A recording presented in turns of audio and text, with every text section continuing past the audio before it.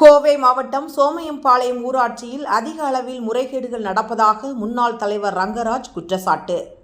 கோவை மாவட்டம் பெரியநாயக்கன்பாளையம் ஒன்றியத்திற்குட்பட்ட சோமையம்பாளையம் ஊராட்சியில் 2011 முதல் 2016 துணைத் தலைவராக இருந்தவர் ஆனந்தன். இவர் ஆளுங்கட்சியை சேர்ந்த பிரமுகர் என்பதால் இந்த ஊராட்சியில் அதிக அளவில் முறைகேடுகள் ஈடுபட்டுள்ளார் என்றும், லீக்கேஜ் பில்லுகளில் முறைகேடுகள், ஜேசிபி இயந்திரங்களின் மூலம் முறைகேடுகள், வருடம் தோறும் வரும் மக்களின் வரிப்பணம் இவரின் தில்லுமுள்ளு திட்டங்கள் மூலம் சாமர்த்தியமாக திருடி வருகிறார்.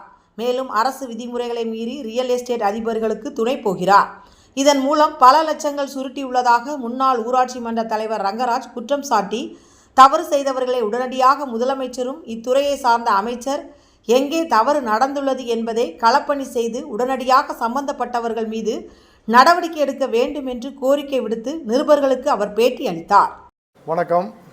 சோமையம்பாளையம் ஊராட்சி மன்றத்தின் முன்னாள் தலைவரான ரங்கராஜ் ஆகிய நான் சாற்றும் குற்றச்சாட்டு என்னவென்றால், சோமையம்பாளையம் ஊராட்சியில் சில நாட்களுக்கு முன்பு நாளிதழ் செய்தியில் சுமார் ஜேசிபிக்காக 25 லட்சம் ரூபாய் போலியாக பில் போட்டு எடுக்கப்பட்டுள்ளதாக ஒரு புகார் வந்தது.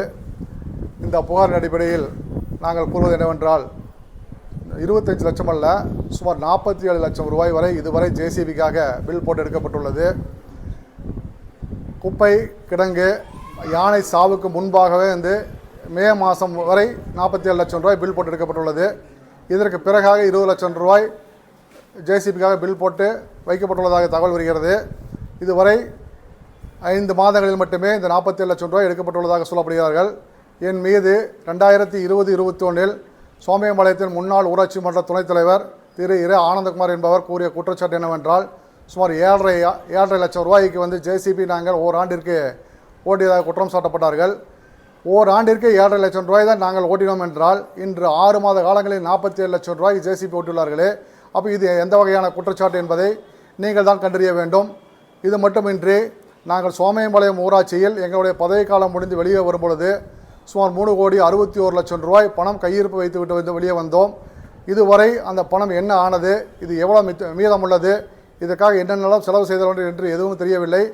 நாங்கள் டெண்டர் வைத்துவிட்டு வந்த எந்த ரோடு ஒர்க்கும் இதுவரை செய்யப்படவில்லை. ஆனால் என்ஆர்ஜிஎஸ் ஒர்க்கில் வந்த 86 லட்சம் ரூபாய் ரோடு ஒர்க்கை அனாவசியமாக இவர்களுடைய தலையீட்டின் காரணமாக கேன்சல் செய்யப்பட்டுள்ளது. இன்று வரை அந்த ஒர்க்கு எந்த விதமான முன்னேற்றம் இல்லை, கேன்சல் செய்துவிட்டார்கள். மேற்கொண்டு 15 ஃபைனான்ஸு ஊராட்சி நிர்வாகத்தில் பொது நிதியிலிருந்து வச்ச டெண்டர் ஒர்க்கு எதுவுமே செய்யப்படவில்லை. இது உண்மை கடப்பில் உள்ளது. அது மட்டுமின்றி இந்த 6 மாத காலங்களில் லீக்கேஜ் பில்லாக சுமார் 20 லட்சம் ரூபாய் எடுக்கப்பட்டுள்ளது. 20 லட்சம் ரூபாய் லீக்கேஜ் பில் எடுக்கப்பட்டுள்ளார்கள். ஓராண்டிற்கு எடுக்க வேண்டிய பணத்தை 5 மாதங்கள் எடுக்கப்பட்டுள்ளது.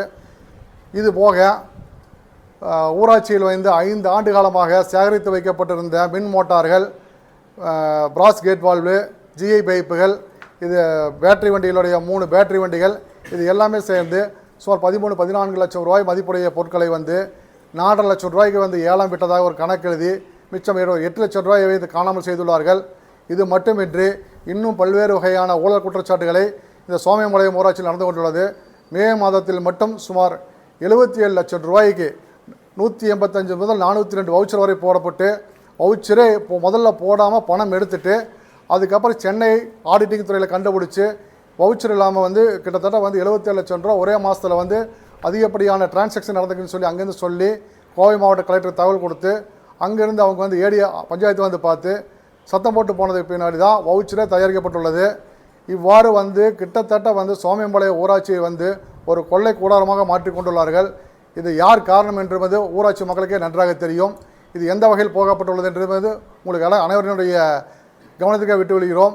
மேற்கொண்டு ஊராட்சியில் இதற்கு முன்னதாக பணியாற்றிய முக்கியமான ஊழியர்கள் எல்லாம் நியமனத்தை ரத்து செய்துவிட்டு தனக்கு வேண்டப்பட்ட ஆட்களை எல்லாம் வைத்து இப்பொழுது ஊராட்சியில் போலியாக பில் போடுவதை மட்டுமே வழக்கமாக கொண்டுள்ளார்கள். இது மட்டும்தான் இப்பொழுது நடந்து கொண்டுள்ளது.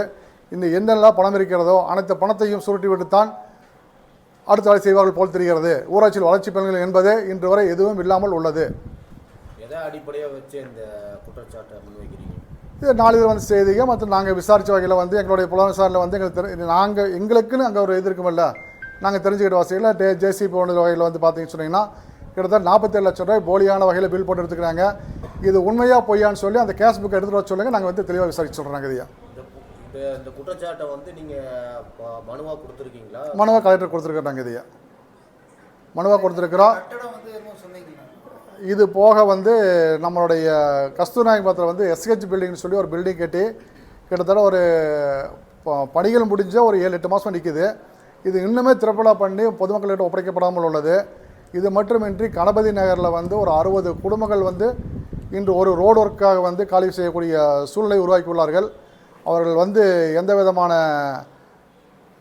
ஒரு முன்னேற்றம் இல்லாமல் இதுவரைக்கும் அவங்களுக்கு வீடு ஒதுக்கப்படாமல் உள்ளது. அதையும் சீக்கிரம் ஒதுக்கி தருமாறு ஆட்சித்தலைவருக்கு வந்து நாங்கள் ஒரு வேண்டுகோள் இது மூலமே விடுக்கிறோம். எனக்கு பல்லவாரியில் வந்து ஏதோ ரோடு போட்டதாக ஒரு குற்றச்சாட்டு. ஆமாம், பல்லவாரியில் வந்து ரோடு போகிறதுக்கு அனுமதியே கிடையாது. இப்போ நமக்கு நாமே தேர்தலில் வந்து பணம் கட்டி ரோடு போடுறதா வந்து ஒரு கணக்கு கட்டியிருக்காங்க.